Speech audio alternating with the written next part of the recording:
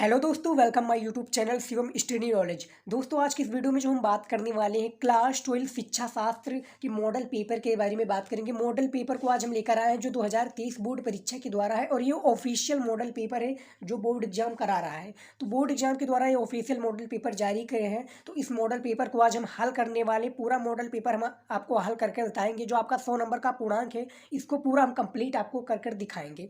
तो क्लास 12 जो शिक्षा शास्त्र के स्टूडेंट हो तो वीडियो को आप लास्ट तक देखिएगा। आज हम चलिए शुरू करते हैं बिना कुछ देरी के। शिक्षा शास्त्र का मॉडल पेपर को हम पूरा कंप्लीटली हल करके आपको बता देते हैं। विषय है आपका शिक्षा शास्त्र 2023 बोर्ड परीक्षा के लिए ऑफिशियल मॉडल पेपर।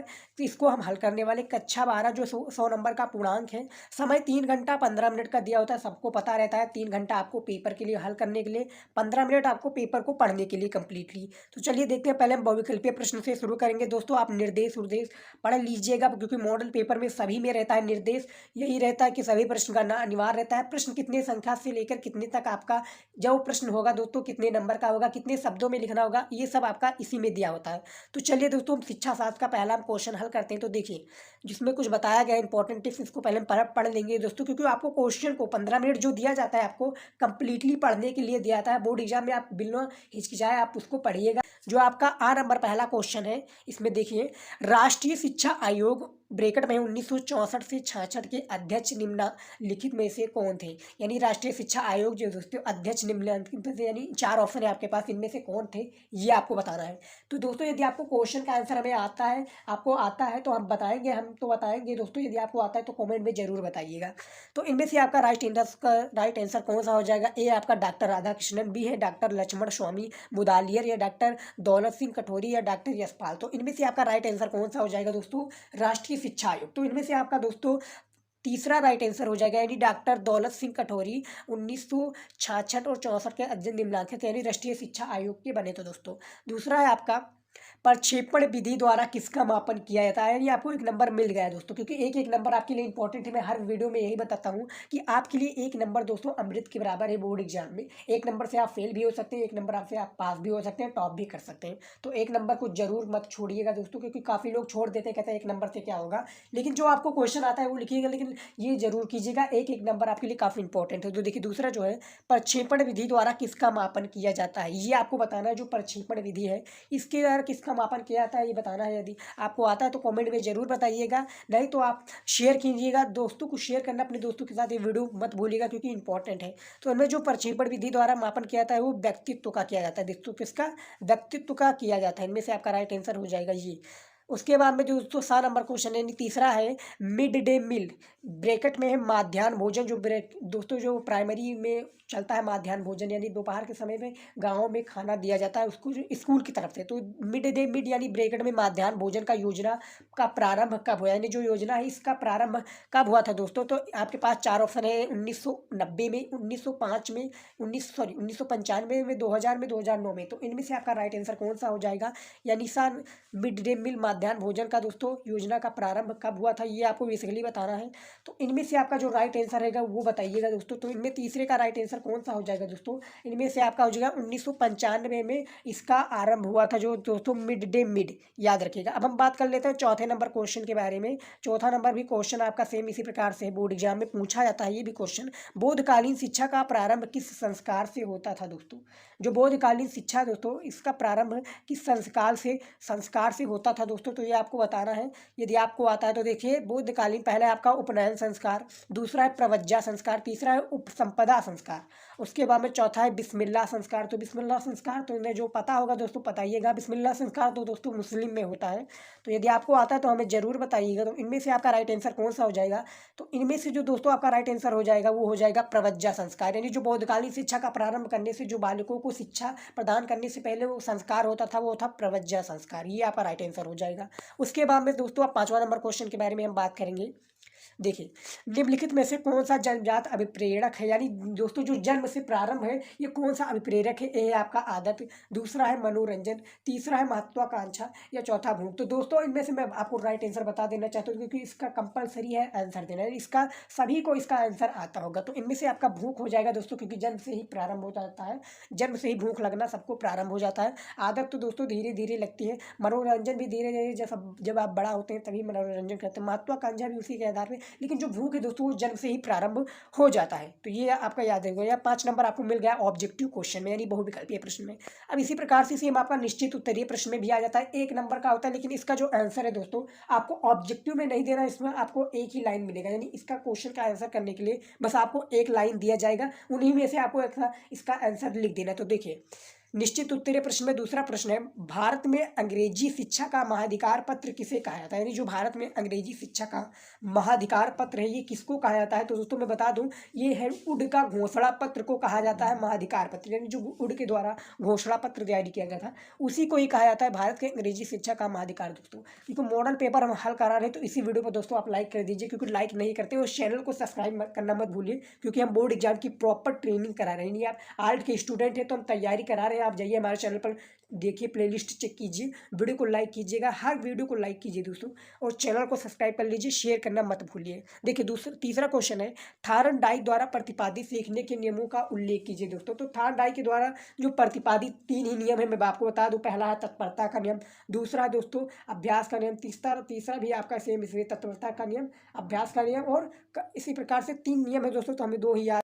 प्रभाव का नियम दोस्तों, ये देखिए थार्नडाइक के द्वारा जो तत्परता का नियम, अभ्यास का नियम, प्रभाव का नियम, ये 3 आपका नियम है। तो इनमें से थार्नडाइक द्वारा प्रतिपादित सीखने के नियम में से किसी एक का नाम उल्लेख कीजिए, चाहे आप तत्परता का कीजिए, चाहे आप दोस्तों आप अभ्यास का कीजिए या प्रभाव का कीजिए। तो इन तीनों में से जो आपको लगे कि हाँ इनमें से ये हो जाएगा तो आप चाहे जो कर सकते हैं दोस्तों। उसके बाद में जो आपका चौथा है, केंद्रीय शिक्षा सलाहकार यानी परिषद CABE के पुनर्गठन कब किया गया, यानी जो आपका चौथा क्वेश्चन है, केंद्रीय जो शिक्षा सलाहकार है इसका पुनर्गठन कब किया गया। तो दोस्तों ये किया गया था 1935 में, यानी 1935 में ये पुनर्गठन किया गया था, याद रखिएगा। उसके बाद में जो आपका 5वां नंबर क्वेश्चन है, रुचि के 2 प्रकार बताइए, यानी रुचि की कौन से प्रकार हैं 2, ये आपका निश्चित उत्तरीय, इसमें आपको एक ही लाइन में इसका आंसर दे देना है, एक ही लाइन में आंसर देना है, क्योंकि आपको 1 नंबर, चाहे आप 5 लाइन में लिखेंगे तभी 1 नंबर मिलेगा, अब चाहे आप 1 लाइन में करें, लेकिन जो इसका रिक्वायरमेंट है दोस्तों ये 1 ही नंबर का है, तो 1 नंबर के लिए आपको 1 लाइन में ही लिख देना है। तो जो रुचि के 2 प्रकार है दोस्तों मैं बता दूं, वो है अभिव्यक्ति रुचि,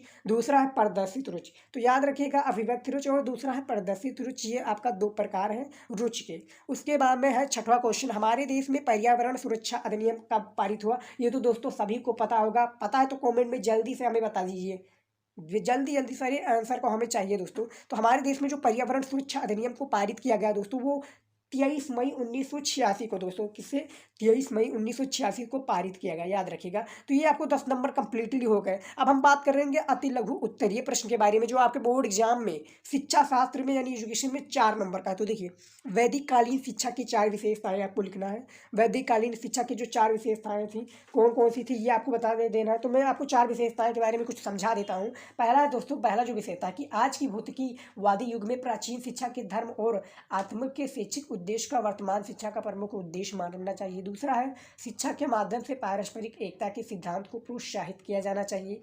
जो तीसरा उद्देश्य है, तीसरा जो इसका विशेषता है दोस्तों, जीवन की संपूर्णता के लिए शिक्षा का माध्यम बनाया जाना चाहिए। यह प्राचीन शिक्षा का प्रमुख आदर्श था। चौथा है प्राचीन भारतीय शिक्षा का प्रेरणा लेकर वर्तमान पाठ्यक्रम को बहुमुखी और व्यापक बनाया जाना चाहिए। तो ये कुछ वैदिक कालीन के 4 दोस्तों विशेषता था। एक विशेषता लिखने पर आपको 1 नंबर दिए जाएंगे दोस्तों। ये नहीं कि आप 2 लिख दें तो आपको 2 लिख दें तो 4 नंबर मिल जाएगा, 2 विशेषता लिखेंगे तो 2 नंबर। सेम इसी प्रकार से इसमें भी है दोस्तों।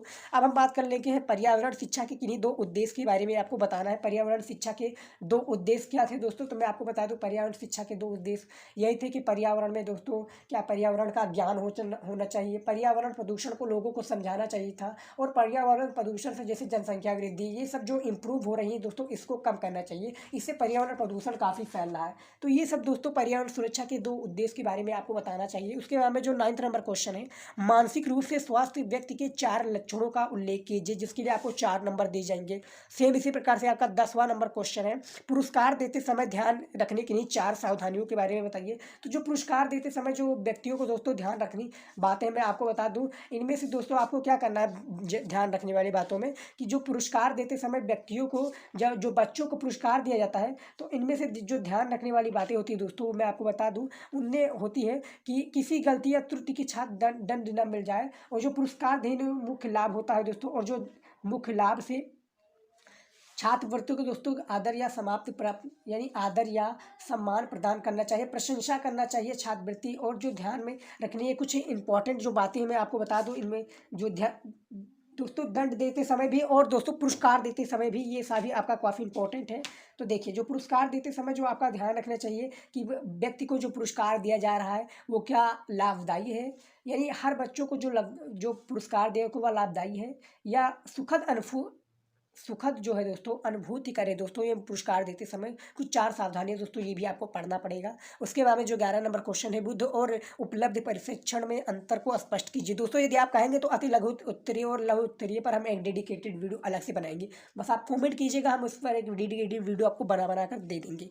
तो जो दोस्तों 11 नंबर क्वेश्चन, बुद्ध और उपलब्ध प्रशिक्षण में आपको अंतर स्पष्ट करना, इसके लिए भी आपको 4 नंबर दिए जाएंगे। उसके बाद में स्त्री शिक्षा की किन्हीं 4 समस्याएं के बारे में बताइए। तो स्त्री शिक्षा के मैं 4 समस्याएं के बारे में कुछ स्पष्ट कर दूं आपको कि स्त्री शिक्षा में दोस्तों, स्त्री शिक्षा की जो दोस्तों विद्यालय है वो कम है। स्त्री शिक्षा में दोस्तों जो समाज में दुर्व्यवहार बताया, यानी स्त्री से पढ़ाई नहीं कर सकती। और स्त्री शिक्षा के लिए जो दोस्तों व्यवस्था की गई वो बहुत कम ही है। और स्त्री शिक्षा के लिए दोस्तों क्या है, जो समस्या है दोस्तों, परिवार का समस्या, समाज का समस्या, विद्यालय की समस्या, ये सब समस्याएं दोस्तों स्त्री शिक्षा की 4 समस्याएं के बारे में आपको लिखना, ये लिख दीजिएगा। अब हम बात कर लेते हैं लघु उत्तरीय प्रश्न के बारे में, जो आपका 6 नंबर का है दोस्तों। 6 नंबर का ये आपका प्रश्न 13 नंबर क्वेश्चन है। समाज शिक्षा ब्रैकेट में पूर्ण शिक्षा के उद्देश्यों पर आपको प्रकाश डालना है, जिसके लिए आपको 6 नंबर दिए जाएंगे। उसके बाद में 14 नंबर है व्यक्तिगत तथा सामूहिक वृद्धि प्रशिक्षण में अंतर को आपको स्पष्ट करना है, 6 नंबर इसमें भी दिए जाएंगे। उसके बाद में 15 नंबर क्वेश्चन है सीखने में अभिप्रेरणा का क्या महत्व है, संक्षिप्त वर्णन कीजिए, 6 नंबर इसमें भी दिए जाएंगे।